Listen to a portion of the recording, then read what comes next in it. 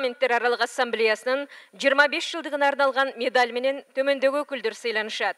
Қырғыз Республикасының Жоғарғы Кеңешінің депутаты Юсуров Абдумаджид Лелезович. Көз қарандыс мамлекеттер шеріктештігінің парламенттер аралық ассамблеясының ардақ грамотасы менен сыйлануучу кийинки өкүл Кыргыз Республикасының Жоғарғы Кеңешінің депутаты Жунус уулу Алтынбек.